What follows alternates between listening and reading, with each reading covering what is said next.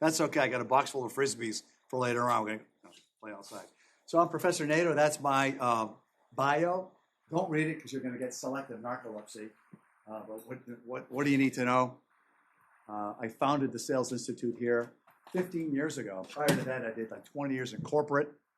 I was a senior manager for a Fortune 100 company. I'd say 500 employees were in my region of the Northeast, 6 states, 55 offices. What does that mean to you? Well, I've looked at over 40,000 resumes, conducted thousands of interviews, hired hundreds of people. So I know what needs to happen, what you need to be successful, and what your resume should look like. Today's content is LinkedIn, and these are companies that I work with. There's a lot more than that, actually, like Boston Celtics and so on. And I do professional consulting because it helped offset the haircut that I took when I started teaching in academia. I took a 73% cut in pay to do this. But by having corporate clients, it keeps me fresh and relevant as to what companies want outside in the real world. That's what you're going to get from me here today. I typically charge $1,000 an hour. So the content you're getting today on LinkedIn, the market value is $1,000 an hour. And I've made as much as $150 a minute teaching LinkedIn as well. So it's a very high value to you. I encourage you to take a lot of notes today. By the way, if you have laptops, gentlemen, I ask that everyone close their laptops and pull out some paper. And we've got paper if you need some, by the way. Anybody need some paper? Because you're going to remember more. When you take handwritten notes, why do I do this? You remember more with handwritten notes. 3 different studies have shown that. So I want you to remember as much as content as you can. Anybody need a pen or a piece of paper? We do have some floating around. Please send some back there as well. Okay, we're good. Okay.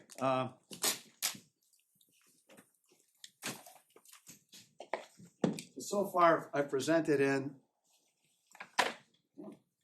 Wish my IT guys had stayed. The slides are not advancing. Lovely. Okay, here we go. 20 states, 4 continents, and 1 planet. A single reaction from anybody. I usually get a couple of laughs at that. All right, so let's get the energy up in the room. Everyone stand up, please. I want you to hold your hands about this far apart. Everybody stand up. Very good. Okay. Just to get the energy up in the room, it's a great. You're going to enjoy using this after you see how I coach you through this. If you're born on an even number day, you hold your hands together like this. If you're born on an odd number day, hold your hands about that far apart. Okay? Now, give me a great big Pepsodent smile. And look this way, big smiles. All right, thanks, everyone. Please have a seat.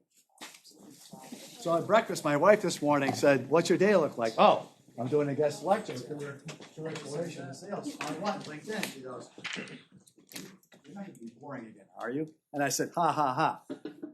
Tracy, I'll bet you a steak dinner that today I'll get a standing ovation." So when I get home, I'm going to show you that picture you guys all see. I saw a couple of people smile. That's good. That's good. All right, so before I get going, a little bit more background, what I've done here at Plymouth State University. I started a professional sales program. Why? Because the leading source of jobs for graduates, college, is professional sales. 1 in 9 Americans works in sales. Sales jobs outnumber marketing careers 60 to 1. Need some paper? Okay, good. 60 to 1. So we have the largest professional sales institute, North New Jersey, east of Ohio, right here at Plymouth State University. And we're ranked number 1 in that same footprint for collegiate sales competitions. And nationally, we've been ranked as high as 10th. And we compete against, 90% of the time, big D1 schools. And there's Plymouth State, D3 school. So we do really well. So it's a great program.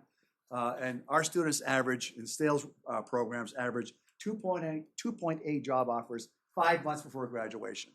And the base salaries, I need to update that slide, are $50,000 to $75,000.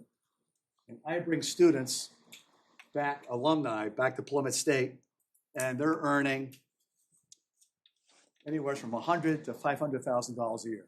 I'll let that sink in for a moment. $100,000 to to $500,000 a year from the state of Illinois. So it's a lucrative field, and I want to make you aware that it's a great program. And if you took one course, Professional Sales 1, it would benefit you greatly. All right, so here we go.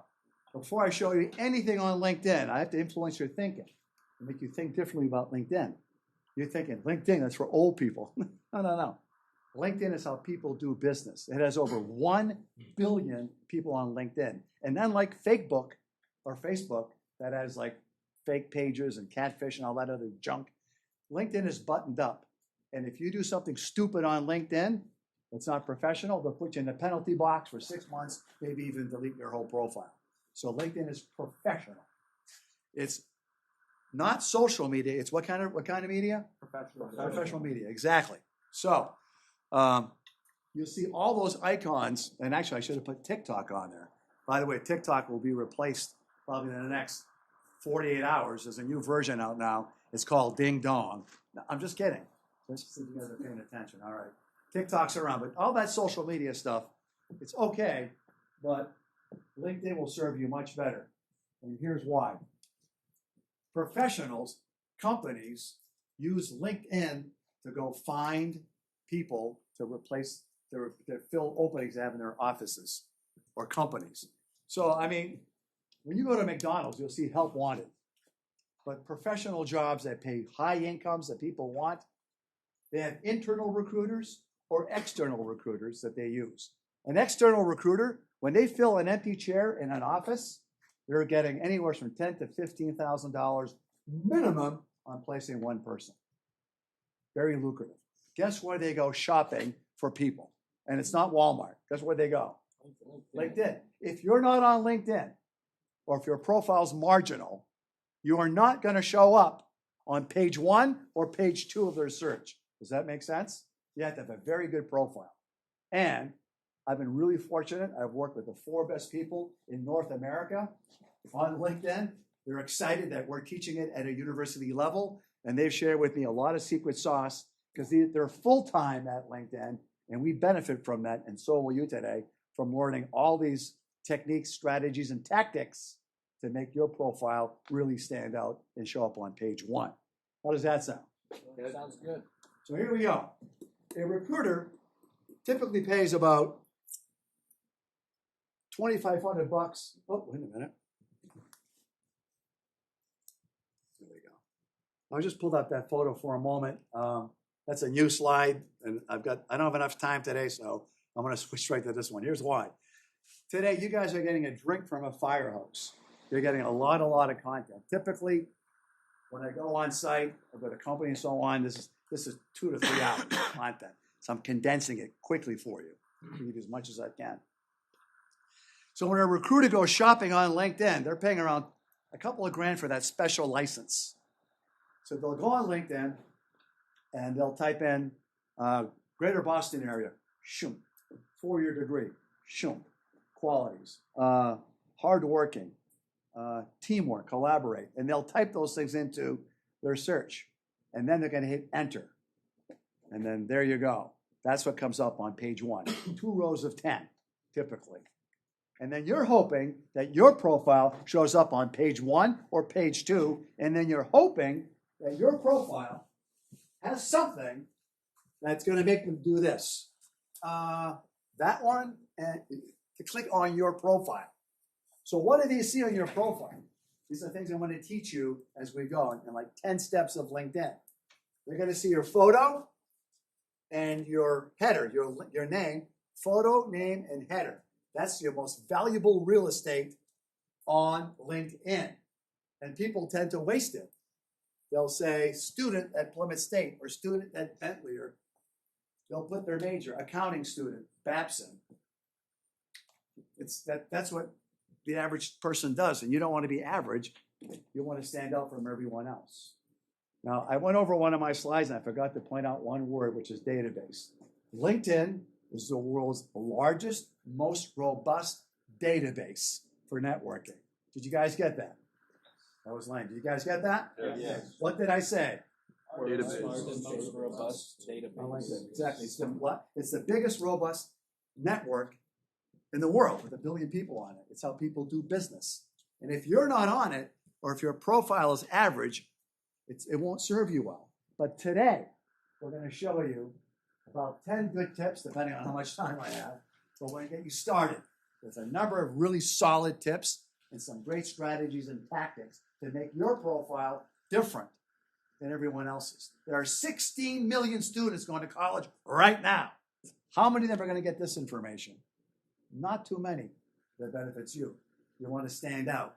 If that was an aquarium with 500 gallons of water and 100 goldfish swimming around, but there was a blue one, which one would you notice? Absolutely. You want to be the blue goldfish. Marketing 101. Different. And these tactics will help you. So what we're going to do is we're going to first start from 35,000 feet. We're going to conceptually build some foundation blocks looking down at our profile. We're going to build some blocks that we're going to use to set up our profile to be unique to you. Anyone can set up a generic LinkedIn profile. That's easy. But professionals, you want to be intentional, and you want your profile to stand out from everyone else. And I want to help you weave a profile that is going to scream who you are and what you want, and why a company should click on your profile and interview you or hire you as an intern, which leads to the job. Make sense? Yes. So here we go. I want you to, in your notes, draw that upside down pyramid. Should be about the size of a postcard, or maybe 5 or 6 lines for context. Draw a nice big upside down pyramid. So think of that as a funnel. So you're drawing a funnel. And at the top of the funnel, we're going to start with a field or industry, and we're going to whittle it down, and we're going to focus at the bottom of the funnel. Now, most of you are like, I'm a junior, I'm a sophomore, I don't graduate for 2 more years. Listen, if you want a job offer during your senior year, many of my students some show up in August or September, and first day of senior year, and they've already got a job offer. Others wait till they walk off the stage with a diploma. Those are the ones that end up living in their parents' basement for a few years. See where I'm going with this? You want to be more intentional and upfront to start developing things now. So I get it. I don't have to pick a job today. I got 2 more years. Let's start thinking ahead, like chess players. We're thinking 3 or 4 moves ahead as a group.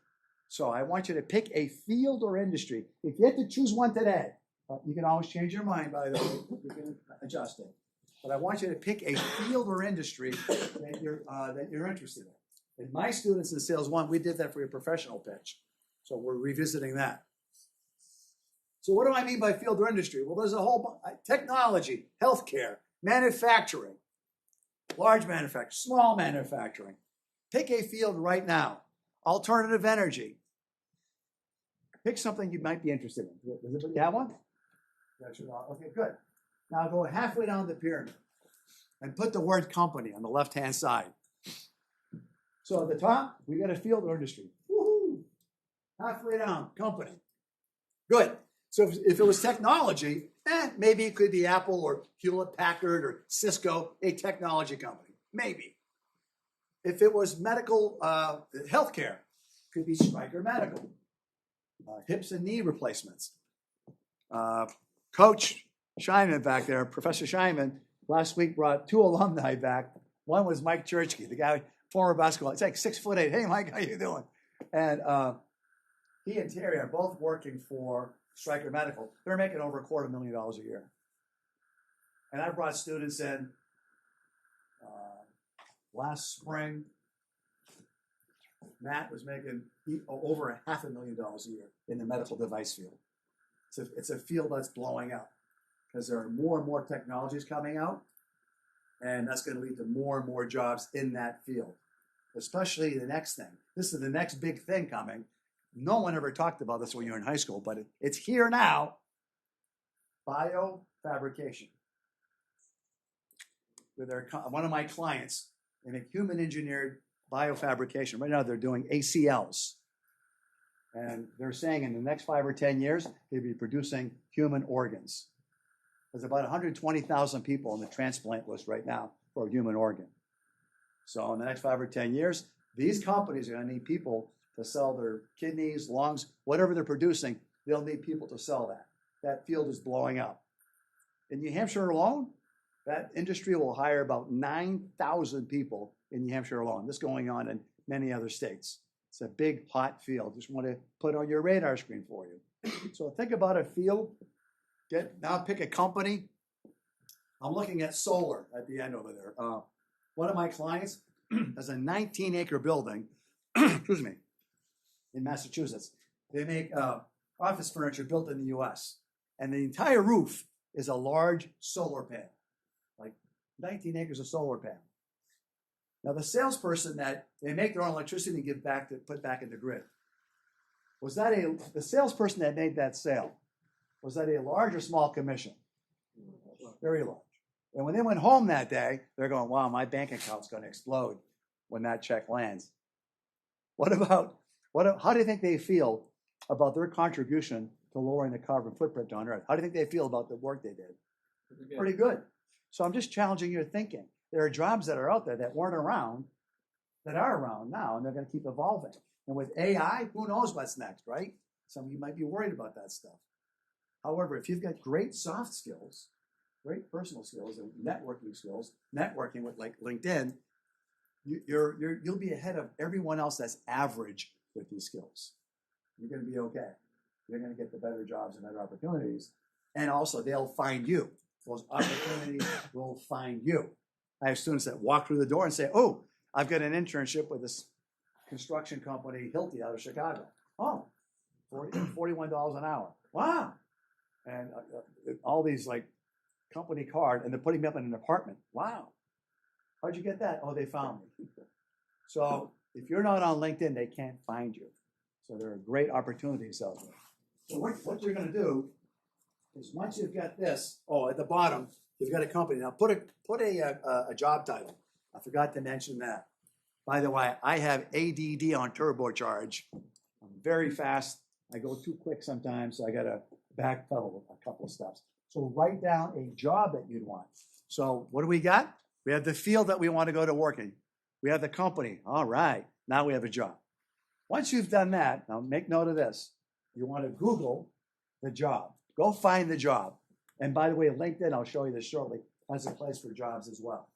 Find a job that you want. And what I want you to do is print it or put it on your desktop.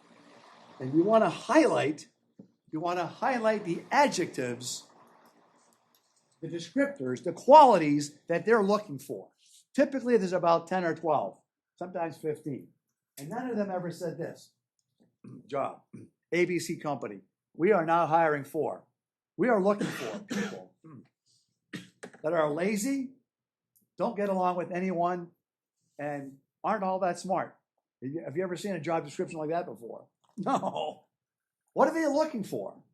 You think any of those 5 might be on there, yes or no? Heck yes. So the research that I've done, looked into, approximately 90% of really good jobs are going to have those things on. By the way, I forgot to mention, and that's my fault. If you have a cell phone out, if you crave negative attention, let me catch you using your cell phone. So if you have cell phones out right now, I want them put away, not on your lap or on the desk. So if you have any cell phones out, please put them away. It's not professional, and you're distracting others. All right, so let's get back to this. What I want you to do now is I want you to find a characteristic, a quality that you think you own. So find one that you think, if someone walked up to you and said, can you prove to me that you're adaptable or have work ethic? So pick one. You might want to jot all 5 down, but you're going to jot the ones, you're going to make note, you're going to highlight, capture the qualities of the job you want in the field or industry in the company that you want. And some of them might be that, some could be different. You want to capture them, and the ones that you own, you're going to weave them into your LinkedIn profile. You're going to weave them in there. Because what do you think that recruiter or that company, what do you think they're typing in the search bar after putting in 4-year degree, Greater Boston area, or wherever they're looking for it? Do you think they might put any characteristics they're looking for? Heck, yes. And if those characteristics, or enough of them, are not in the right places on your profile, you will not be on page 1 or page 2. You'll be in the back of the bus. That will not serve you well. So what you want to do is strategically weave the characteristics that they want into 3 parts of your LinkedIn profile. And I'm going to show you those 3 parts based on the algorithms that LinkedIn is currently using. How does that sound? Good. All right. So, having said that, so you're going to pick one. I want you to pick one right now because we have an exercise coming. So make sure everybody's got one. And you're going to do this. You're going to tell me a story. We are hardwired for stories. Long before, looking back at human communication, before writing or books were around, a lot of things were, and drawings and caves, but a lot of stories were passed on. We like stories. And stories always have a beginning, a middle, and an end. So I want you to write a story right now. I'll give you like under 1 minute. I want you to write a story on the skill you picked and tell me what the situation was in 1 or 2 sentences. The middle of the story, what actions you took, 3 to 4 sentences. And then at the end, humor me with specifics. What did you accomplish? And don't say, we got a good grade. That's too ambiguous, too fuzzy for me. I want specifics, baby. So you get an A, A minus, that kind of a thing. So take a moment, do that now. Write your story. And by the way, this exercise that you're doing at the moment will serve you well. Because when you're going for a job with a company, and it's a very desirable job by others, that company will have a multiple interview step process. Maybe even a panel at the end to present to. So those of you in sales one, they did my pro pitch, that will serve you well. So let's go back to the interview for a moment. Sophisticated companies use the behavioral interview process when they interview you. So if you walk into a company and they say, oh, hi, tell me about yourself. What do people say about you? It's not very sophisticated. The better ones will use the behavioral interview process. Tell me about a time when you had to demonstrate leadership or demonstrate work ethic. What was the situation? What did you do? What was the result? And if you're not ready, it's going to be a deer in the headlight looks initially. So this is preparing you not only for LinkedIn, it's preparing you to shine above others in the interview process. That little story that you're doing, if you find 5 or 6 characteristics in the job you want, you need to do how many little stories? 5 or 6. You need to have at least 1, sometimes 2 stories for every one of those characteristics. And when you walk into that interview, you will be confident and you will nail it. Even if they don't use that process, you're going to be so armed with examples of why they should hire you. Your confidence will come through. You'll do a lot better. How do I know? Because students come back to me all the time. They'll say, I got an interview next Friday with ABC Company. And at class the following week, they walk in, big smile on their face. Wow, they asked the questions like you said they would, and I was ready. So that's why this is important to you. It's more, at the moment, this is more than just LinkedIn. But we will use this as that little story you can weave into your summary, which is your about section and other areas as well. So that's what we'll do there. So if I had more time, I think you got to share a story with each other, but you can do that later. But you should develop one of these for every single one of your characteristics, and make sure you're very specific in terms of your results. Sometimes people lack the results. They lack details. How many people were in the group? How many customers? How many people do you reach out to? What size audience was it? That type of a thing. So when you go back and look at this, be critical of yourself and reflect. Is this granular enough? Is it specific enough? What details could I add? Am I making sense? Yes. All right, let's do this now. Let's hit the reset button. Everybody stand up for a moment. We know more about neuroscience today than we did years ago. The body goes into a spontaneous, or the mind rather, goes into a spontaneous mental pause at around 23 minutes. When you're driving down the highway and you go, oh, that was my exit. So when you're studying, when you're in a class, if you can do some sort of a physical shift, that's what we're doing now. It's like hitting the reset button, and then your brain goes, okay, I filed all that stuff away, give me more. All right, so here's the physical shift. Let's do the victory pose first. Arms straight up in the air like this. There you go. This raises, what does this raise to my class? You guys should know it. Testosterone. This raises testosterone. By how much? 24%. Well, let's do a second pose. This is the superhero pose. These are called power poses. They raise testosterone by 24%, and they lower, what do they lower?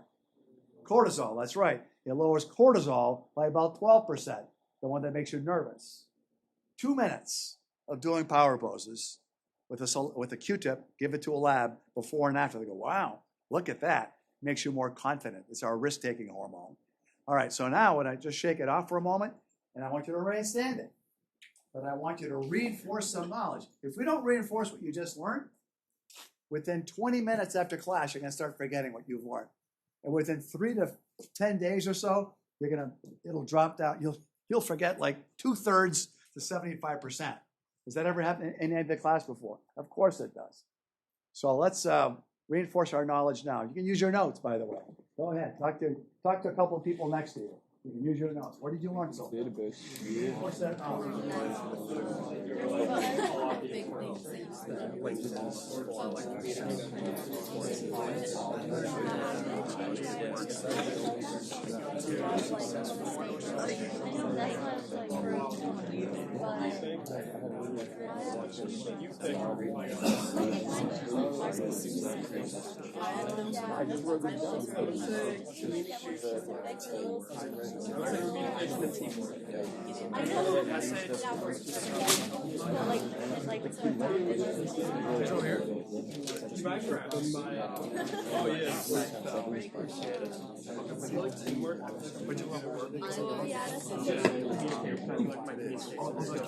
Yeah. How many do you want?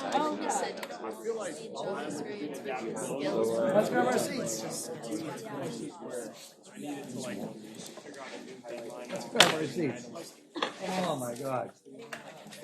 Fourth generation has a difficult time sitting through a whole class. All right, let's get to the next thing. Let's talk about brand. By the way, I'll get content from like some of the best people around the United States and Canada. There's 4 of them that come to mind immediately that are really good at this because they're experts at this. And I'm trying to be like them, but teaching college is my real gig. My side gig is LinkedIn and working with companies and so on and students. So you benefit from their knowledge. So this here comes from a colleague of mine, a great guy in Manchester, right here in New Hampshire, Pat O'Malley. And he did he understands the Google algorithms and search engine optimization better than any one person that I know. So what I want to use is some of the things that I learned from him when it comes to building your brand. So the brand is what comes up when you think of something like, if I said to you Mercedes-Benz, what came to mind? Oh, high-end car. LL Bean, oh, good company, good deal. So a brand is what comes to mind. If I said to you, I'll give an example. We are all a brand. Every one of you is a brand. How you dress, how you participate or don't participate in class, the people you hang out with are part of your brand. How you dress, how you present yourself, come into class late, early, those are all parts of your brand. My brand, I'm the former corporate dude that still dresses like he's in the corporate. That's my business persona. On a weekend, you would not recognize me. When I got my do-rag on my Harley with my Vermont wrecking crew heading to Sturgis, you could walk right by me, you'd never recognize. I don't talk about that one. That's my fun thing that's outside. When I'm at Plymouth State, professional. So we all have a brand. Every one of you is that brand. What I want to show you now is how you can develop your brand. And I'm going to bring it to life with this example. And I want to whittle it down to a really granular level momentarily. But here we go. what name comes to mind when it comes to decorating your home? And it's not a company. It's not, hold on to that. It's not a company, it's a person. And first, what I want you to do is see if you can guess it in groups. Go ahead, see if you can guess it. What brand comes to mind? Go ahead. What brand? Yeah. Oh, yes, person, yeah. Yes, it's a woman. Jordan. All right. Who is it? Who is it? Who is it? I'll yell it out. Martha Stewart. Martha Stewart. Who's heard of Martha Stewart? Okay. All right. So Martha Stewart owns this space. I met her when I worked in Boston at corporate, like back in 1992. Phenomenal person. Look at all the brands that she has. It cost her millions to develop those brands. But the world has changed. It's changed big time because of these little devices. Any one of you, see, to develop a brand back then, you had to spend a lot of money.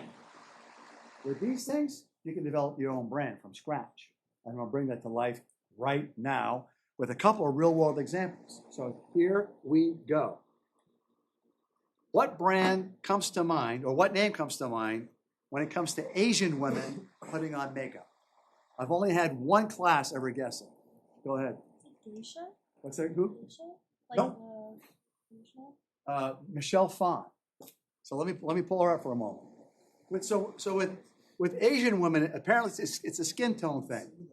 So Michelle Phan, that person right there, wanted to work in that industry, and Lancome initially would not hire her. So what did she do? At age 20, she started shooting videos in her father's living room. Do you think she had a film crew with 2 light people, 2 cameras, or did she have one of these? What do you think? That right there. So she starts doing that. What happens? Oh, 7 million Asian women a month clued in. Lancome, oh, we'll start giving you money now. Now you might be sitting there thinking, oh, that's Michael Jordan. I couldn't do that. I'm just a student, for the sake. I'm just a college student. Well, news for you. I mean, she's obviously very talented and smart. You don't have to be the best at it, just better at explaining it. But look at her Twitter name. It's X now, right? I'm a dinosaur when it comes to social media stuff. I am. I've been around since the Earth was cool. So I don't know followers. Anyways, her name was Rice Bunny. Very cute. If she would have called me, the consultant, and said, "Hey Bob, this is my story, and I'm gonna develop my Twitter name, X name, and I'm gonna put Rice Bunny," I would say, it's very cute and colorful, but all these women that are queuing into you, who do they know you as? Did they know you as Rice Bunny or as Michelle Phan? What would she have said? Michelle Phan. So I would have said, okay, give me my fee, and now make your name, your Twitter name, Michelle Phan. But I'm pointing out that you don't have to be perfect. You can make mistakes and you can still be really good at it, really good at explaining it. So I've got a student that, I think 4 years ago, sales one class, and we're working on posts and using tactics that I'll be showing you soon. She has this big following. She made custom clothing. She started getting 10,000 plus views on posts and stuff. Wow. And then one day she walks in my office. She goes, "Bob, Singer Sewing Machine, that company wants to pay me to do videos for them." So what field, what brand, what are you passionate about that you want to be seen as really good at it? When your name comes up or that industry comes up, people think of you like they do with Michelle. Is there something you like doing other than hanging out? I don't think you can make money hanging out, but what do you like doing? What are you passionate about? I'm trying to influence your thinking to start changing your behavior and start posting professional things that you want to be known for and shooting videos and posting on LinkedIn. And I want to show you what I learned from Pat O'Malley. Do you want to see the secret sauce? How to do this? Give me a heck yes. Heck yes. Here we go. Jot this down. Blog. So you're going to do these things, these steps on this slide. And spoiler alert, I tried it. And it worked, and I'm going to demonstrate that momentarily. So the first thing is a blog. Now, people said to me, whoa, who reads that? Exactly. 94% of blogs are read by whom? Only the person that wrote them. So, but when the algorithms, apparently for search engine optimization, are looking behind the scenes, like, oh, what's this? What's this? Oh, good, there's a blog. Yippee. What's the next big thing? You guys tell me. What's the next thing on the screen? It's very big. What's the V? Video. Shoot a video. Now, here's a little tip. When you shoot a video, you download it. It normally has like all kinds of like characters or numbers. So you want to change that and title it to the content that you're aiming for. So you're about to see one on financial services that I did. So my blog was on financial services. My video was on financial services. I made it all the same name, and I posted it on YouTube. So let's see if it worked. So I was doing a seminar just like this in sunny Minneapolis.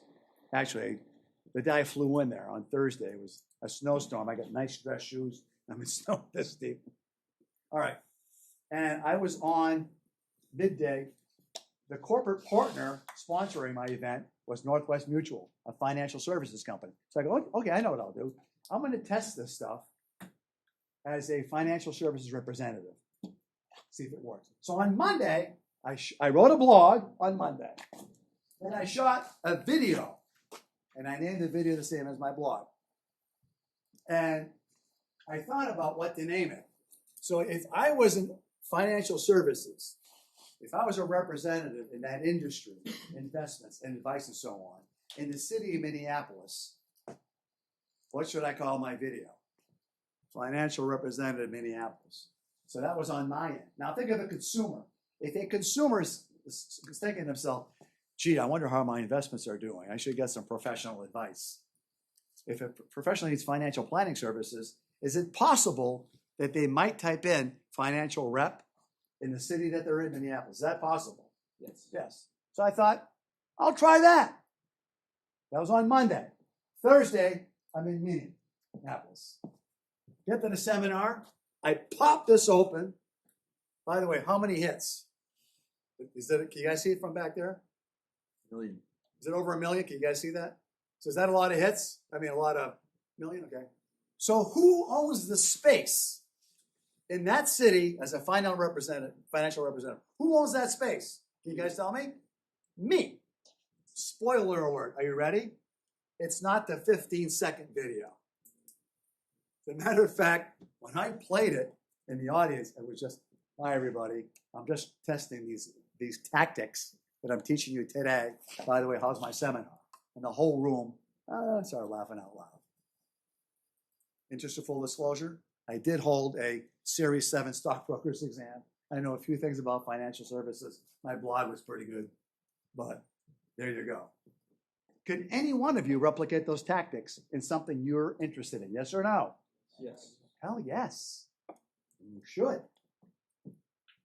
Start developing your brand. And you can use LinkedIn. And you can post on LinkedIn articles on your brand, the things that you're doing. And I've got students that are crushing it. Anybody know Maya Gove? So, senior, my medical sales class, she did a post on Johnson & Johnson. 19 hours after her post, she had 24,000 views. That's pretty good. How many of you get 24,000 views on anything you put on Instagram or Snapchat? Okay, well, because you're in the sports stuff. Yeah. Which is cool. But you see what I mean? So you can leverage these tactics and develop a brand for you to be seen as really good in something you're passionate about, and use LinkedIn as a vehicle and so on with these tactics. All right. How does it sound so far? Are we doing good? All right, here we go. So in your notes, you might want to jot steps, like 10 steps as a heading. And now I'm going to give you 10 steps that you should do. Oh, I forgot to ask. How many of you here have a LinkedIn profile right now? Raise your hands. Okay, good. So a good amount. Good. If you don't have one, you got to do it. It'll probably take you 45 to 60 minutes to get it set up the first time, and you can make it better. All right, so the first thing you want to do is that. a photo, and it's got to be professional. So as I look at these two photos here, these are two of my students, and you'll notice that it's a genuine smile, it's a headshot, there's not a lot of background clutter, and it's just a genuine smile, a good representation of themselves. So your photo is important. When you look at the data at the top of the slide, you get 9 times more requests. You get 9 times more. So why not put a photo? When I get a request with someone with no photo, guess what? Sorry, I don't accept it. So a photo is important. You get 21% more profile views, 36 times rather, more messages from your network. This helps you get found on LinkedIn. There's opportunities out there that you don't even know about. And a company will see one of your posts, because you will get, I'll show you how to get hundreds and thousands of views on your posts. And professionals will see it, and they're going to reach out to you. And then here's what happens. The connection on LinkedIn leads to the phone call. The phone call leads to a formal interview. The interview leads to an internship, and that leads to what? The job. It's very boring, very linear. It's okay. I like it. That's the process. And these are the things that separate graduates from the ones that don't have a job when they get their diploma, walk off the stage and move into their parents' basement. And the ones that, before they walk on the stage, oh, I've had a job offer for the last 4 months. I'm good to go, baby. These are the things that help. It's not a happy accident, and it's not one silver bullet. You do this one thing, you're good. No, it's a whole bunch of strategic tactics that we're going to learn today and apply. All right, so the photo is important. A phone. You'll see mine later. It was a cell phone, and the background was at the hub at a ceremony where I was giving a student an award. You don't have to spend big bucks on it. And it should be do's and don'ts. Headshot. I have a few students once in a while. What's this? It's the whole body, from the toes to the head. So it's on a postage stamp, and now their face is smaller than a Tic Tac. Can you make out the face? No. Headshot. Professional. Dress like you're going for an interview. Other mistakes. Sunglasses. They're so proud of their foster grants. They're so proud of their sunglasses that they can't help themselves, that they have to wear them, put them on their heads, or put them in their pocket like that, like my Oakleys. No. This is not professional. So ditch that kind of stuff. No hats, nothing like that. Professional. Any questions on pictures, photos? So it's very important for you to get more views. Now, what's wrong with this picture? So I've got tens of thousands of connections, and I only 99.99% of my connections are people that reached out to me. I don't have to go, oh, would you connect with me? The only time I go out and connect to people is with students in my classes that want to connect to a company. Like, was it Sig Arms? Yeah, and then Emma, was it L'Oreal, the makeup company? If I remember right, yeah. Pat, the Miami Heat? Miami Heat, yeah. Miami Heat. So I'll go to my little network of like tens of thousands, and I'll do this in class today for someone in class. You tell me the name of the company, I'll put it in, and I'll find someone to connect you. All right. So this one I didn't accept because LinkedIn is part of your, starts with a B, second one is an R. Brand. I don't want someone looking at my profile and seeing someone, someone on Bob's network is having a fine glass of, that looks like a Pinot Noir, because it looks, I can almost see through it, very light bodied wine. All right, so anyway, that's a great picture for Facebook or Instagram, not for LinkedIn, not professional. Probably a nice person, but it's going to be part of your brand. So that's the photo piece. All right, let's go to the next thing. Let's start. Oh, there are 2 board games. Which one's more strategic?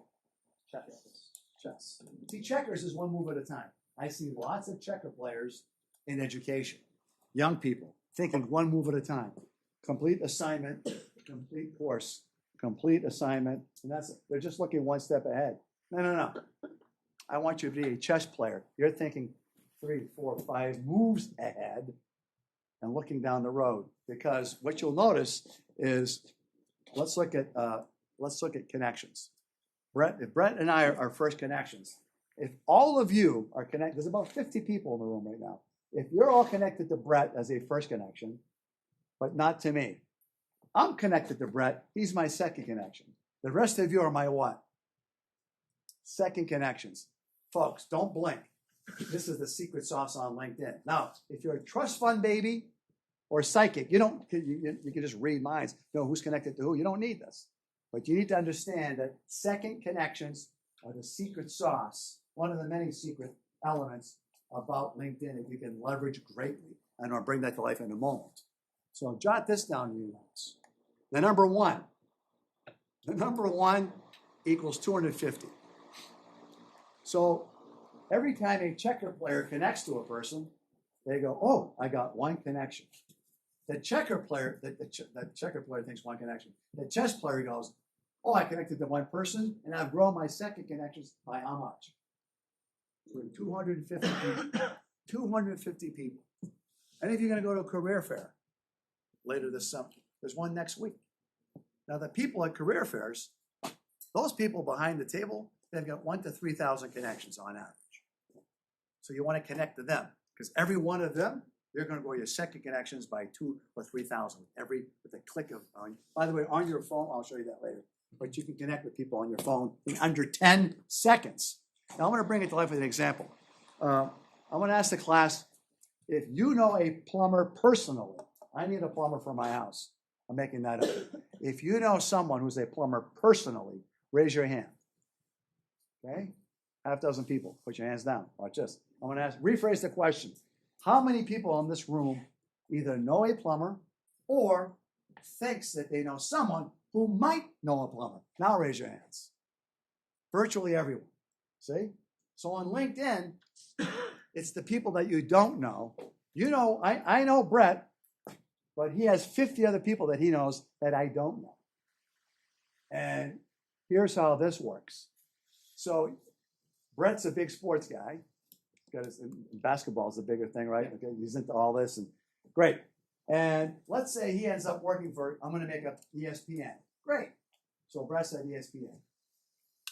2-3 years down the road, you've got your first job. It's so-so. And you realize that I'm really passionate about sports, and you'd like to work for ESPN. So then you go on LinkedIn, the world's largest what? Starts with the D?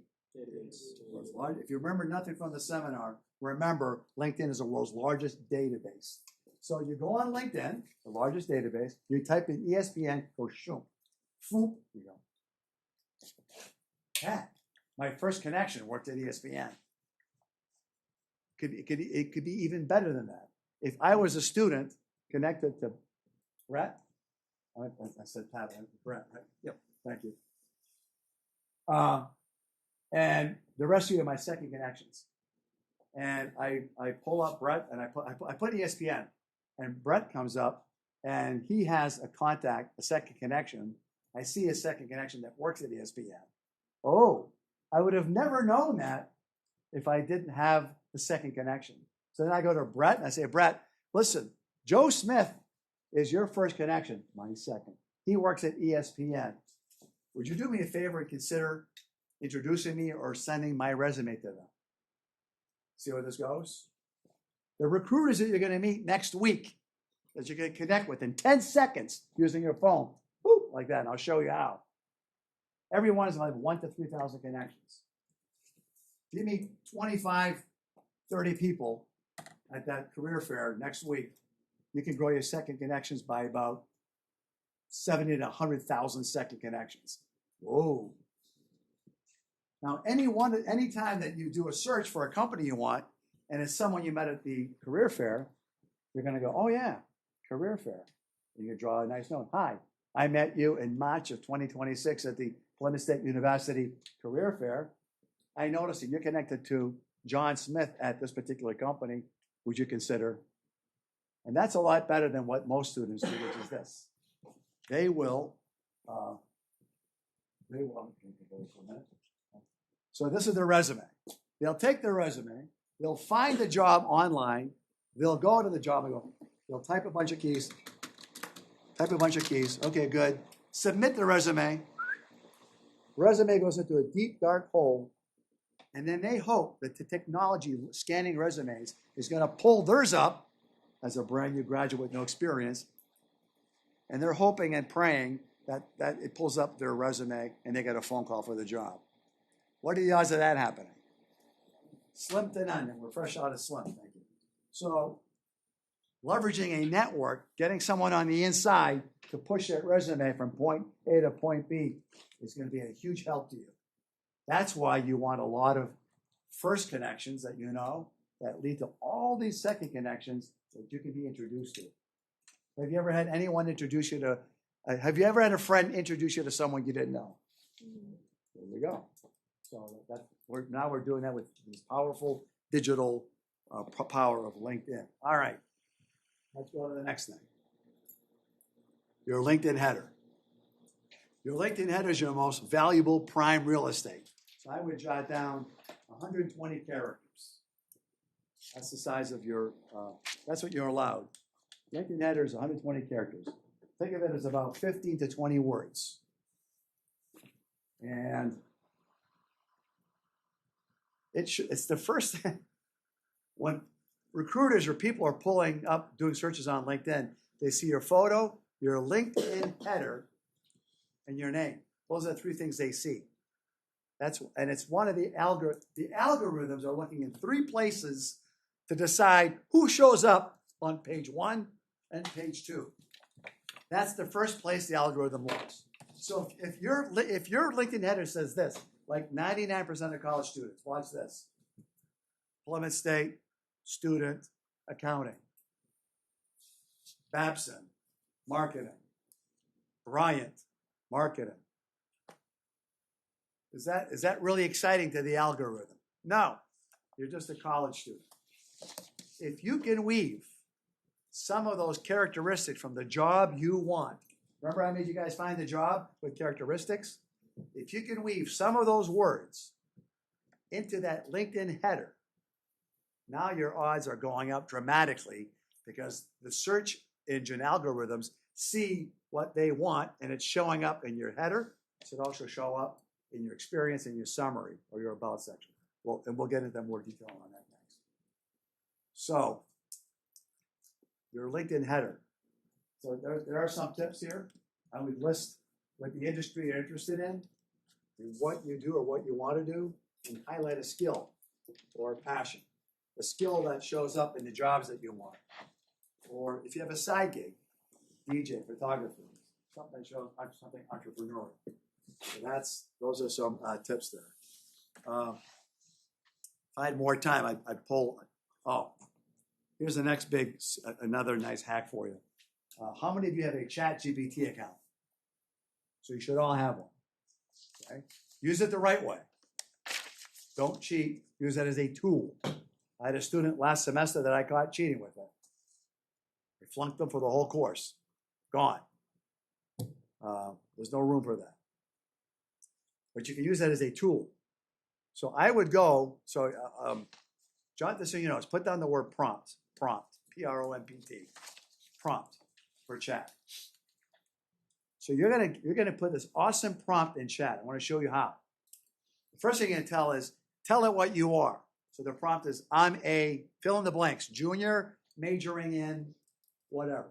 I'm a junior majoring in this, interested in, and what are you going to write there? The field or industry that you're interested in. So now chat knows who you are, where you are in your journey. Oh, you're a sophomore. Great. Majoring in this. Interested in this field or industry. Good. Next thing.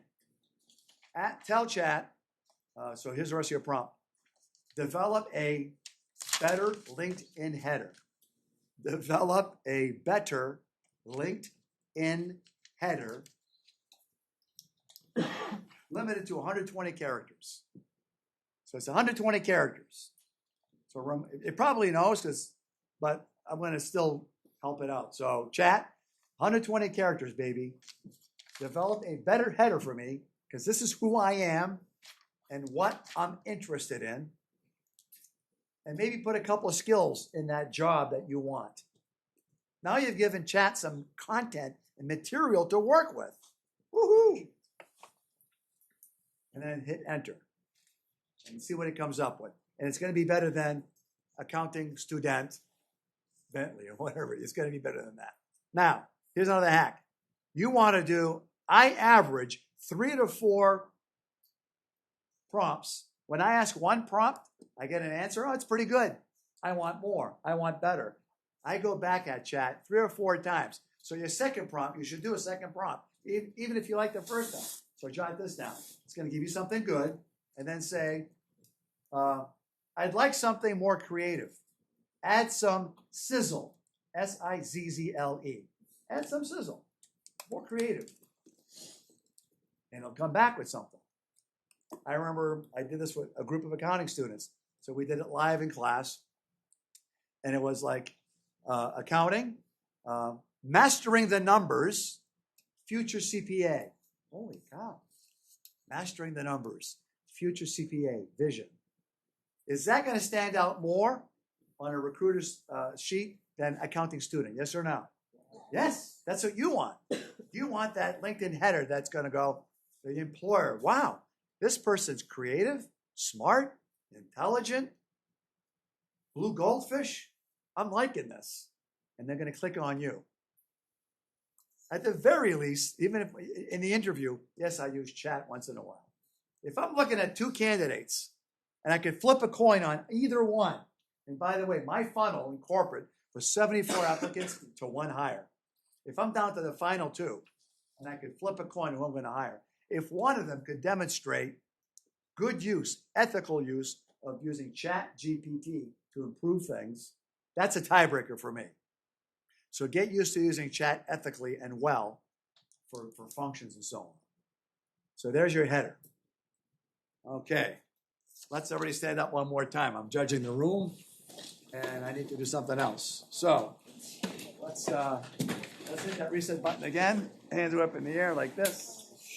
By the way, in case you're wondering, it's 78 degrees in this room. I'm really happy that the 41 million hands on hips. I'm so happy that the $41 million Hyde Hall renovation, apparently we got an air conditioning system, but it's not working. You know what I wish it would do? Pull 50-degree air from the outside in here for free. It would be so much more comfortable. But anyway, that's my complaint of the day. I feel better now. You guys should have laughed a little bit. It's all right. Let's do this. Remain standing. Reinforce your knowledge on something you just learned. Go ahead. Share something you just learned you didn't know before. Sizzle if you had it. It's not good. I had it today. No, it's probably the first. 4-minute pitch or It's kind of just repeating stuff. he did the picture that I got. Jim, just prove I'm paying attention. I look like, I look Yeah, that's so true. Who's the company? With the latest. Oh, nice. Let's grab our seats.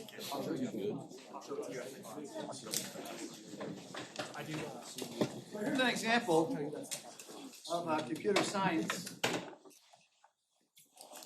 Student computer science. What's better? Look at some of the examples that are below. Aspiring software developer. This is actually for high school that I did the slide. So they were in CTE. Cybersecurity. So there's a number of ways that's just one example of many that I could have shared with you. All right, your LinkedIn header. So we've kind of gone over that enough. Who you are, what you're interested in. Some more examples. I'm going to skip over that and go to the next step. So let's put step 4. And this is customizing your URL. Customizing your URL. So when you first create a LinkedIn profile, because many people have the same name, and hundreds, with 1 billion users, there could be hundreds of people with the same name, right? LinkedIn creates that. You see the that red bullet point, Jordan Smith, 48378. I mean, holy cow! So that's just a generic. That's what they assign to you, and 95% of people keep that. Only 5% of people take 30 seconds to customize their URL to their name. So that's something you should do. Very simple. And when you open your profile in the top right-hand corner, there'll be a beautiful little pencil to edit it. You want to change it to your name. Now, if somebody's already done that, there's a good chance that somebody already got their customized URL with your name already. Then try your middle initial. Maybe put the number 1 at the end of your name. Maybe a dash between your first and last name. Something a little different. So it looks like your name. And don't be cute and use something colorful that you think is funny or whatever, because you're stuck with that thing like forever. I've seen some pretty colorful emails from students outside of their Plymouth State emails. Like, oh, okay, not very professional. So you want to be professional, use your name, give it some thought. Very simple to do. And you'll stand out from everyone else. And think of it this way. If you saw your basic license plate, you're not going to remember it. But if you saw a license plate right now that had a vanity plate with a name on it, would you remember it? Would it stand out? Yes. So you want to be more intentional, which is my next slide, why it matters. So it looks professional. It'll fit on your resume. By the way, make note of this. You want to put it on your resume, your LinkedIn. So when you have your resume, it's got your name, your number, put your LinkedIn URL, your resume. It'll also fit on a business card because the non-traditional, the non-unique one that they assign to you, that public URL is way too long. And it looks clean in an email signature. Do you ever see yourself emailing your resume to a hiring manager, human resource, or to a company? Yes or no? Okay. So let's say they a company that you want, ABC company, they post a job that you want. Oh, okay. And they usually will leave that open anywhere from 2 to 4 weeks for context. You think you're the only applicant? Yeah. So there'll be lots of other college students applying. You want to be the marketing 101 blue goldfish. So what do? So jot this in your notes.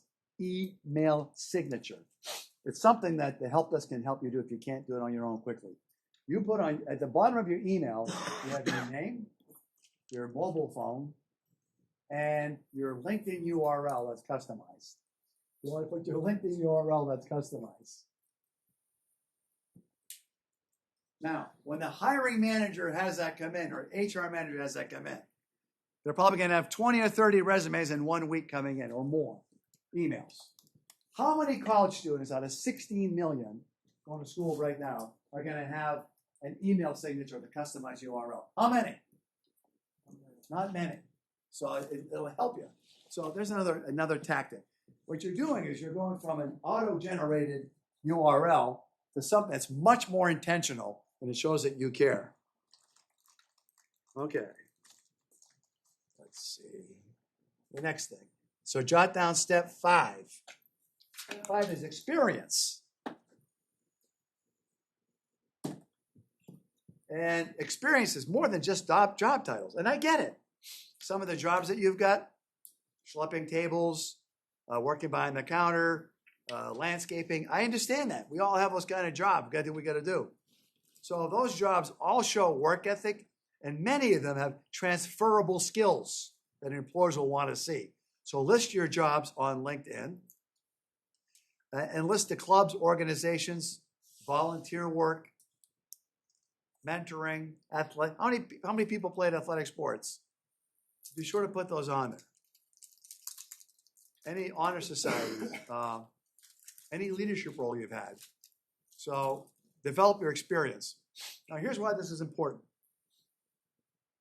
When you think of the 3 places that the algorithms look for the keywords, one is the header, we've talked about that. The other one is the summary. We haven't talked about that quite a bit. That's coming up. And the third place is here, your experience. You want your experience to show that you've got some of those key words. So when you list a job or jobs that you're working now, if you can weave some of the words that are in the job that you want, that you're doing in the job you have today, now those key words are in 3 places on your profile: your header, the about section, which is your summary, and your experience. And that will greatly help you. Does that make sense? Go to the next thing. Skills. Select at least 5 to 7 skills that show your strengths and career interests. Now, remember what we talked about earlier, the job that you wanted, that upside down pyramid, industry, company, field. Oh, the job and the characteristics in that job. This would be a place that you could type those characters. You just type them in. You'll notice in this slide, the word communication is typed in. The moment you start typing it in, a drop-down menu occurs, and you can choose the one. There are several forms of communication listed, and pick the one that you want, and that'll show up as a skill that you have. Some mistakes I see students make, they'll put 20 or 30 skills. No, you're still in school. You can't be a skilled expert in 20 or 30 things. So I'd say 5, 7, no more than 10. And don't waste that valuable space on things like Microsoft. I see students do this, and it's a waste. Microsoft Word, Microsoft PowerPoint. Oh, wow. A college student that can use PowerPoint. That's table stakes. However, if you're good at Excel, I mean, like, can you do access and pivot tables and chunk data? That would be a skill that employers would want. All right, there we go. Let's go to the next thing. Recommendations. So the average person has 4.5. If you have 5 recommendations, you are going to be what? Above average. Above average, that's right. So very few college students, when I look at their profiles, have a recommendation. So you want to have them. Here's why they're important. People care more about what others say about you than what you say about yourself. So you've got to get them. Spoiler alert.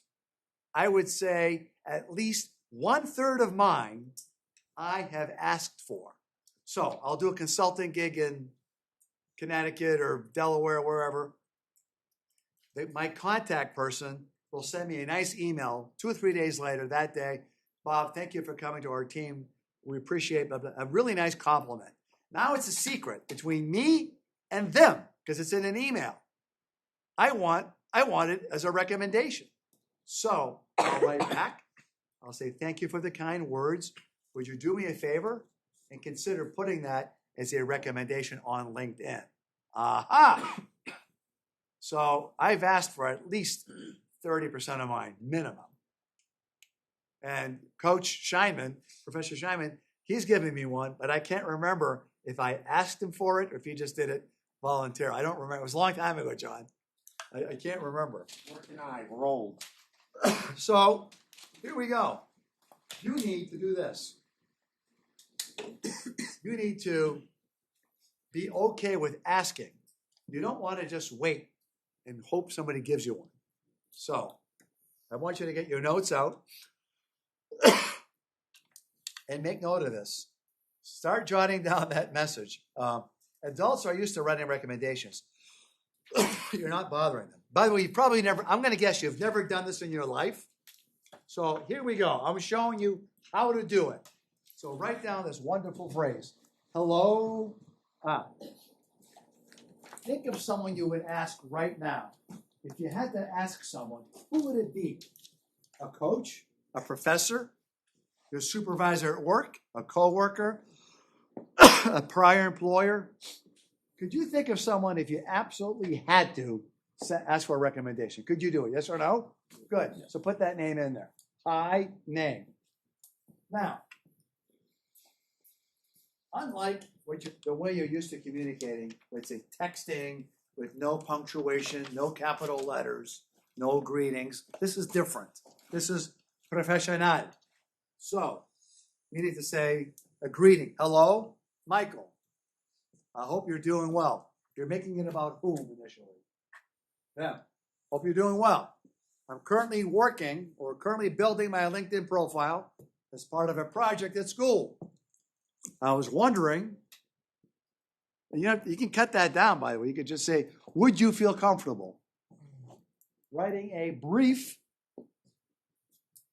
LinkedIn recommendation for me based on your experience working with me in, you fill in the blanks. Class, team, work, ABC company, whatever. So you're making the ask. And you're giving them enough specifics so they know, oh yeah, I remember them. Yes, they were on my team, or they were in my class, or that summer they worked for me. So there's the ask. Spilling enough content or context to give them an idea of the who, what, when, where, how. All right. Now, the second paragraph. It can be short and focused on effort, responsibility, or growth. You can change any of these that you want. I'm just sharing some for context. I completely understand if your schedule doesn't allow for it. See, I make it easy. I give them a way out. A nice guy. I appreciate it if you consider my request. Thanks for your support. And pop your name in there. So it's a very simple ask. Adults are used to it. You're not bothering anyone. Right now, you're feeling a little uncomfortable because you probably never asked for a recommendation on LinkedIn. That would be my guess. Yes, sir. Is this pointless if the person doesn't have a LinkedIn account? So if they don't have a LinkedIn account, it won't work. However, do you have an ability to meet them in person? So here's something I would do. In person, I would approach them and say, hey, something along those lines. And would you do a recommendation for me? And could I videotape it? Because a video adds sight, sound, and emotion. So could you say something nice about me for like 30 seconds? Make it fun. You add some humor to it. Sure. You might have to do a couple of takes. It always feels awkward being on camera. But then just record it for like 30 seconds. Then you upload that to your LinkedIn profile. That'd be another way to do it. I've got one somewhere in there from Microsoft, an executive at Microsoft, when I took 12 students to their corporate office for a consulting gig. The corporate office right next to in Times Square in New York a few years ago. And it was a great experience. They had like 50 account executives in the room. And my students did 90% of presenting content for like 50 account executives that had like 10 years experience. And the Microsoft team loved it. And I had them do a nice recommendation for me on video and popped it up. So it's a great way. It's a nice format. All right, here's what we're gonna do now. We're gonna get comfortable with being uncomfortable. So everybody stand up. Here we go. I'm gonna allow you one big power pose like this, because this is gonna raise your testosterone to make you more confident, not afraid of taking a risk, putting yourself out there. Maybe a second one with hands on hips. Okay, now we're talking. What I want you to do now is you're going to take that script. You can, because you haven't remembered. I don't expect you to have memorized it. You're going to hold it up. You're going to read it out loud. You're going to pair up with someone. You're going to tell them who you're sending it to. So this is for Principal Smith at my school, or this is for my former coach. Tell the person who they're playing. I want you to make the ask and see what they say at the end. And then when you're done, swap roles. All right, so let's put this to practice. Go ahead.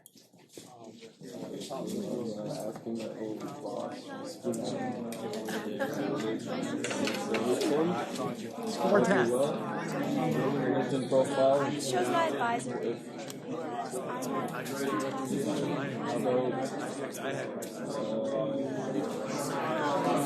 When we work together, say, schedule like That's cool. I was wondering if I'll be there in about, what's 4:50. probably to the bottom. His name's Serge. Hey, what's going on? Thank you for talking. Hello, Kelsey. Do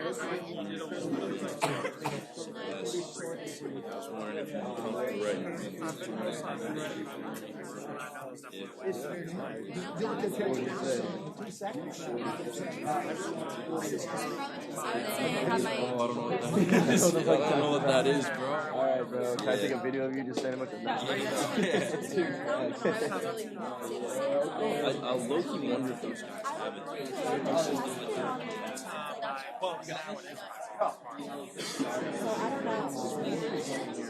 Heard about LinkedIn?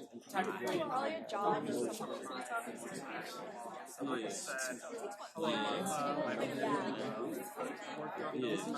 just never thought about it.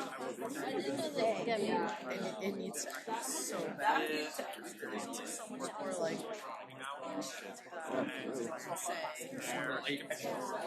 Grab our seats, everyone.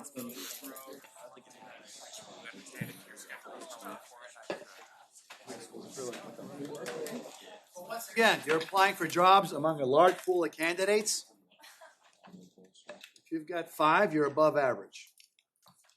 By the way, if I look across the room and I said, does anyone just want to earn an average income?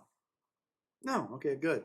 So to be above average for income, you got to do above average things. All right, put this next step down. This is projects. We created this apparently for you, college students, because you don't have the most glamorous jobs today. There's not too many rocket scientists in the room at the moment. They're working like average jobs, and they get that. Here's an opportunity for you to showcase the skills and the work that you're doing in school now. So think of the best project you've done that you're most proud of and get it up there. So who knows what you're doing now? You know, your professor knows, maybe a few group members, but for the most part, it's a secret. Go ahead. I just wanted to ask, for someone like me who does the social media work, would it be good to include those social media profiles? Yes. Yeah. By the way, when you were in high school, did you do projects, yes or no? Yes. Did you put them on some sort of platform like either Apple or Google platform? Yeah, so you put them there, right? And have you looked at it or has anybody seen that in the professional world? No, that's right, because it's a digital graveyard. That's where content goes to die at high school. It's a mistake. And that's one of the reasons I'm working with high schools for juniors and seniors to start LinkedIn profiles now. And it's going pretty good. So now you've got an opportunity to post the work that you're doing and put it on your LinkedIn profile. Here's one method, and we'll talk about posts next. But get this work out there so that everyone else can see it.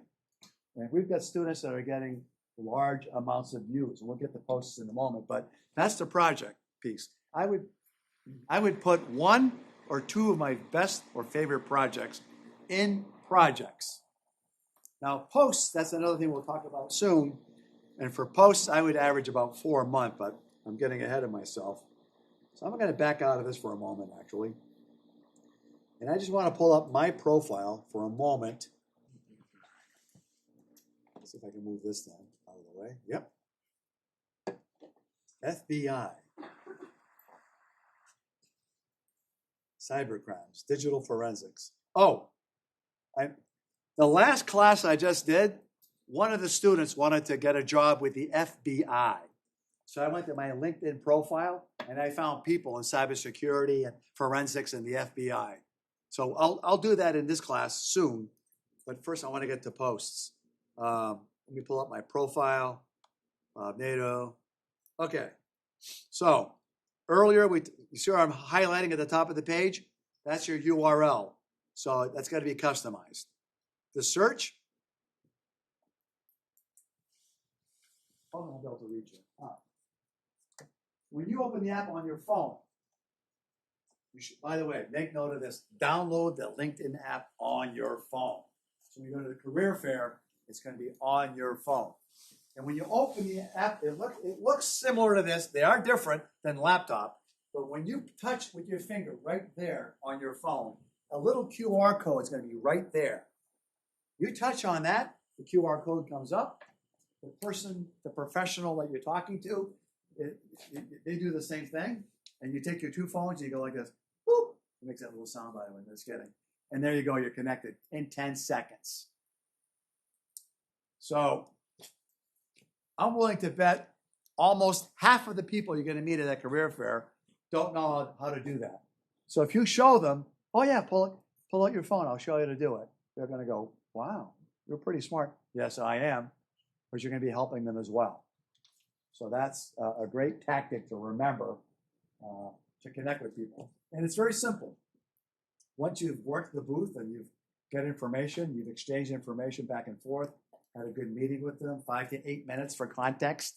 And before you leave, say something like, hey, could we connect on LinkedIn so we can stay in contact? What are they going to say? Of course they're going to say yes. And instead of like remembering later on, what was your name again? And I'll look you up on LinkedIn. By the way, sometimes finding people on LinkedIn is a challenge because the way they spell their name, you can't find them. And I've got a hack for that coming up real soon. But if you pull your phone out and say, oh, we can just connect in under 10 seconds, they're either going to go, oh, yeah, let's do that now. Or they're going to go, really? I'll show you how. I'm wicked smart. I pull their phone, do the thing, you're connected. And you're going to grow your second connections. It's going to be more or less than 250 with each person across the street at the hub. What do you guys think? Much more. It'll be 1 to 3,000 second connection growth with every one of them you connect with. So that's going to be awesome. All right. Let's see. What else am I going to? Oh, the photo. I know what you guys are thinking. You're looking at that photo and you're thinking, how does a guy with a face for radio end up in the top 1% most viewed in the world on LinkedIn, right? I see a few smiles out there. That's good. LinkedIn sent me that years ago, and I've always left it on my profile because it's kind of unique. Another blue goldfish moment. Let's see here. I'm going to show you a hack. I learned this. Another one I learned from Pat O'Malley. This is great. So your about section, jot this down in your notes. About. This is right below your header. There's an about section. They used to call it summary. So think of it as like a 1-minute pitch about yourself. Tell it who you are, what you're interested in, a few projects you've done. Keep it brief and concise. And then at the end, you're going to use this hack that I'm going to show you right now. And before I show it, I'd like to poll the audience briefly. How many of you have ever had your first or last name misspelled? Anyone? Yeah, okay, there you go. Just the other day, I was looking for someone that I'd met. Name was Eric. I couldn't find him. I called. I had his number. Where are you on LinkedIn? You got to be on LinkedIn. Oh, I spell Eric with a C, not a K. So with those kind of situations, you're going to do this hack. Now, the first thing you want to do is you want to write down that sentence. I use this part of LinkedIn. Let's see if I can highlight it for you. You see that sentence? Oops, see that sentence right there, guys? You want to spill the beans. Does that help it or make it worse? Makes it okay. So write down in your notes. I use this part of LinkedIn for strategic tactics.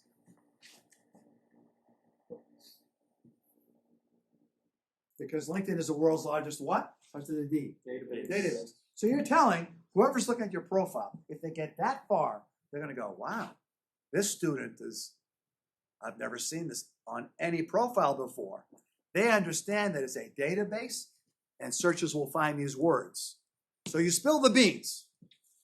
Tell the audience that gets that far in your profile what happened. They don't have to go that far, but in case they did. And then you put common misspellings right below that. So you make sure you write that down. So first, spill the tactic. Second, put common misspellings. And then misspell your name as many ways as you can think of. So if you look at mine right now, it goes Bob Nadeau, N-A-D-O, Meadow, NATO. And then, what's this? Can you guys read that? Robert. Yeah, that's what my mom calls me when she's mad at me. See, I go by Bob. But if people didn't know, they would look at me and go, oh, Guy wears a suit. He's a corporate guy, formal, right? They have no idea what I do on weekends, but they think I'm a formal guy. So they might go looking for me on LinkedIn as Robert Nadeau. Because my LinkedIn profile says Bob Nadeau on my profile, if I didn't put Robert there, they would not find me. Because I did. Now, to the women in the room, a maiden name, that kind of a thing, that would be helpful. Because people know you right now as your current last name. If you chose to change your name or get married, those kind of things. So it's a great place to put misspelling of names and other strategies and tactics. Because you want to make it easier for people to do what? Find us, network with us, and do business with us. That's an awesome little hack. All right, the next thing I want you to write down. Posts. Posts on LinkedIn.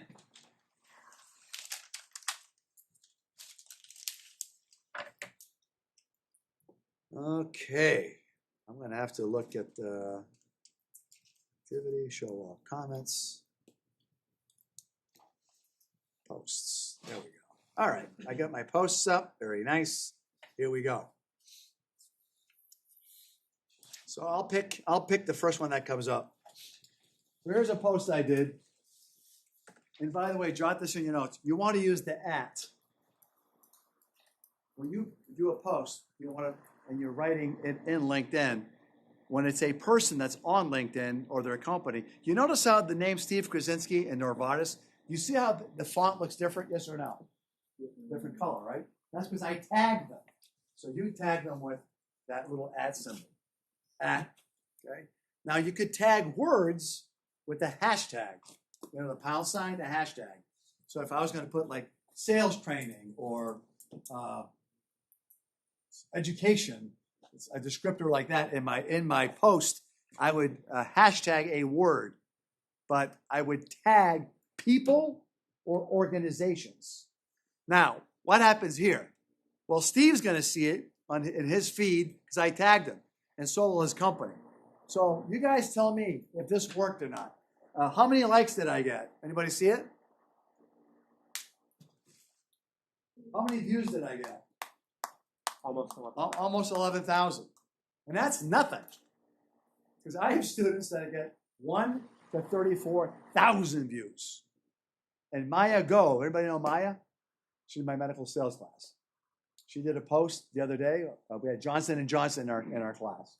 She did a post within 19 hours. She was standing with me in class. Look, it's only been 19 hours. 24,000 views. How many of you guys are getting 24,000 views on any of your social media posts? So I know I've said it once before, but I want to hammer that. This is how you develop your brand. Now, here are some hacks. Are you ready? Here we go. Jot these down. Write the post on a Microsoft Word doc first. Don't go typing in LinkedIn. No. That's at the end. So type the post. It should be 2 to 3 paragraphs. 2 paragraphs. You want it brief and concise. Now, you have to have a good hook, an opening hook. And sometimes with a question.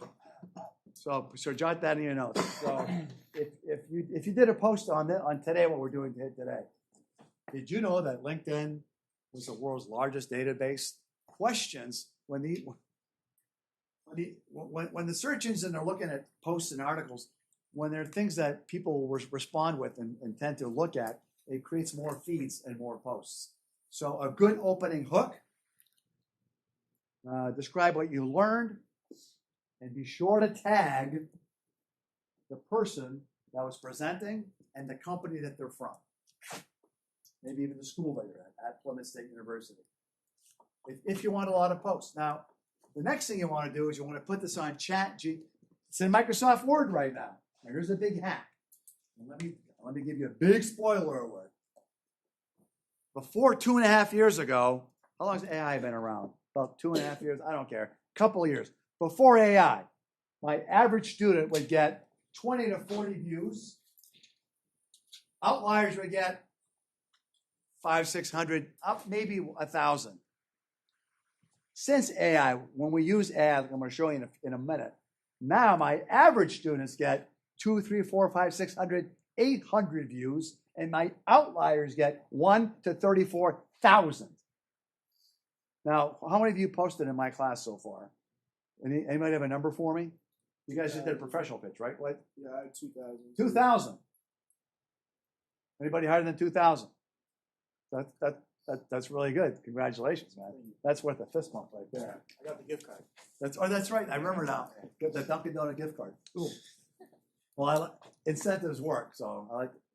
So listen, you should post 4 times a semester. You should use the tactics we're teaching now, and you'll get lots of views. It's all about building your watch to the beat, your brand. So what you do is you take your article from Microsoft Word, you pop it into AI. You know what I would do? I would go to that original AI chat prompt when you asked it to develop a header. When you asked AI to develop your header, does it know something about you? Yes or no? It's still going to be there unless you delete it. Don't delete it. Go back to that same one and say, aha, I have a post. Here it is. I want you to look at my post and suggest. So jot this down. Here's the prompt. Take your article that you wrote before you post it. It's on a Microsoft Word doc. That's supposed to be boring. So grab it. Unless you're doing this already. No? All right. Trust fund, baby. No. So I'm just joking. So grab the two paragraph post. Put it on AI, and then ask. Here's the prompt. Here's what you're going to ask AI. What 5 words? Trust me. If this didn't work, I wouldn't be so passionate about it. What 5 words should I add to this post or weave into this post to get more views? And if this didn't work, by the way, I wouldn't be sharing this with you. I'm showing you something right now that where students got from 20 to 40 views to hundreds of views to 2,000 over here to Maya with 24,000 views in 19 hours. This is what we're doing. So you should know it. All right. So what 5 words should you weave into the article that I just wrote? And here we go. Don't blink. What 5 organizations? What 5 organizations? I should put 3 to 5. My bad. 3 to 5. What 3 to 5 organizations should I tag at the end of my post? And then it'll give you some cool organizations to tag. You pop that in. So to bring it to life, let me just pull up this one with 11,000. So this was a very boring one. It's not a good example. I mean, my paragraph's too long. That's bad on me. A tag dump is, after the article, you add a number of people. And my mistake there is I put too many people and a couple too many orgs. That looks too spammy. That's my fault. I still got like 11,000 impressions, but LinkedIn tends to prefer 3 to 5, 2 or 3 tags, maybe 4 or 5. That's it. And then the organizations as well. So we tag people in organizations and we hashtag words. Like in your case, it might be education or something you're learning or your major. You could hashtag a word. And we tag people and organizations. All right, that's the posts. All right, how's that so far? Good. Now, let me show you. I got a question. Yes, go ahead. So for the posts, So I can't too noisy. Go ahead. when you're posting something and tagging these organizations, is the thought process just it's going to boost the algorithm views, or is it you want one of these brands to see your post and 2 things. send you The a number, text or the number one thing, I want them to see me. I want to work for this company, and I want someone there to go, oh, look at this. Our company came up. What's this? Oh, they're doing a project, and they're interested in working for us? So that's the number one thing. What's the side benefit? Oh, more fees. Now I'm going to show you one more secret sauce. Do not overuse this. The best thing you can do is post it on the same day, within hours. That's fresh. Today, we did a blah, blah, blah. Even if it's a couple of days later, don't worry about it. Now, jot this down. You want to tag in your tag dump a couple of people in your class, like group members. If you work with group members, we did a project. I want to thank my group members, Tony, Susan, like, tag their names. Now, when you're tagged, you guys should coordinate. If this is my group, we're going to do it together. Because within 30 minutes of being tagged, I want them to do this. Like, boop, comment. And not something lame. Nice work. Nice post. And don't repost it. Just put something like specific about the project. One sentence, specific. Now the LinkedIn feeds are going to go, whoa, fresh, relevant content being shared quickly to other people. Keep putting that one out. More what? More views. See where I'm going with that? So try that, but don't overuse it. We're just priming the pump. We want to be seen more than students at other colleges or universities. Now, here's a redundant question. Do any of you have stuff on social media that you hope no one sees? Some people do, or like, oh, I shouldn't have put that up there, but I keep taking it down, but it keeps coming back up. Spoiler alert. Employers will Google your name to see what comes up. And I've seen situations where people are doing dumb stuff or put dumb stuff on social media things, and they didn't get a job.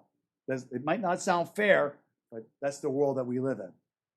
So one way to minimize damage like that is for you to do posts. So write this down. 3 words: fresh, relevant content. 3 important words: fresh, relevant content. By the way, guys, I'm not claiming to know everything about, and I don't know everything about Google search engines and algorithms, and I know just enough to be dangerous. A little bit more than the average bear. I don't know everything. So some of the things I could be sharing could even be out of date for all I know, but I know it still works. They want users to have a good experience. One of the criteria is fresh, relevant content. So if you do 4 posts a semester and it's got lots of views and it's shared by people, what's going to show up when someone Googles your name? That fresh, relevant content or something stupid on social media 2 years ago? What do you think? So, ladies and gentlemen, there's a controllable, fresh, relevant content. Post the things. You have 4 classes a semester, post at least 1 thing on every class. In my class, you're required to do 4 just in my class alone. So that will help. How does it sound so far? Good. All right, let's do one more quick stand-up. We've got 2 minutes. 1 minute. Wow, everybody stand up. Let's do just one big power pose for me. There you go. All right, so I'm going to go in the next 60 to 90 seconds, I want to show you something awesome. The search capability. So everybody grab your seats, grab your notes. I'm sure you're very proficient in going on a search engine, looking for what you want online shopping. Would that be accurate? Well, get used to this with LinkedIn. With that search engine right there is where you're going to type in what you want, what you're looking for, and it's going to come up. And you can reach out and start making contacts. So I want someone in the audience to yell out a company that they might be interested in. Lego. What is it? Lego. Lego. Okay. Lego. Lego. Lego. That's not is it Lego Group? I'm having a hard time. Let's see what happens if I go. No. Lego Company. What's the name? Do you have your phone right there? What's the name of the company? Is it called Lego Inc. or? I think it's just Lego. So does somebody see where it is? It's not really jumping up at me. The company. Because you have the Lego distance Group. filters on the. Oh, wait. I'm sorry. I might have. Oh, come on. Lego Company? Is this?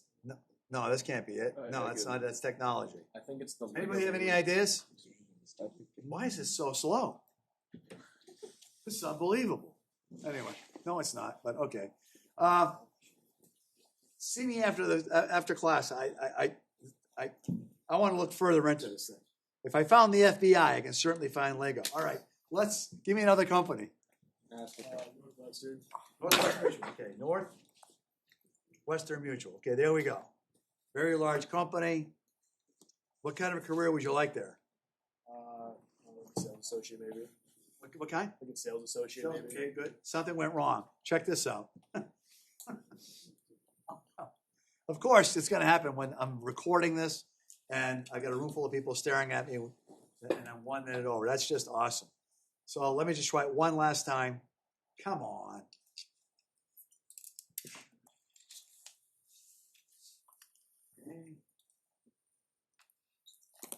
Anyway, so when I pull up a company, there we go.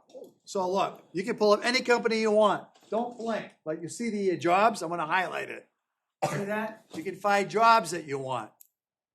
I want to find people at that company. So I want to click people. And I want to click first connections to see what I've got there. And I got a whole bunch. Leah, I know Leah very well. Danielle, I got, oh, watch this. Click filters. And I want to see how many people from, is anyone from Plymouth State there? So see this out of school? How do you spell Plymouth? It's right above it. There, Does it see it show- right there? Click on Plymouth. Do we have any Panthers working there? And of course, that's being hidden by the recorder. And there's at least one, but I know there are more than one, so the search didn't work that well. However, Leah Palmero is the director of recruiting, and she's going to be here next week. And I'll either introduce you electronically, or I'll reach out. I'll do it in person with you. And in the last few days, I've connected Emma to, was it L'Oreal, the makeup company? And yeah, have you guys connected on the phone yet? Awesome, great. So it's all about introductions. Who do you know? If you take a class from me, I can promise you this. I make two promises. One, teach the syllabus. That's table stakes. Two, get to know who each one of you are and how you want to be connected to companies in the real world to get the phone call, the interview, internship job. How does that sound? Good. How was today? Great. One last thing. Write down SAL 32, except if you're in my class, don't do it. SAL 3280, because you already took it. SAL 3280. That's the course in Sales 1. And it's more than just sales. It's negotiations, networking, rapport building skills. So there's soft skills that would benefit you well. Thanks, everyone. Appreciate it. Thank you. Yeah.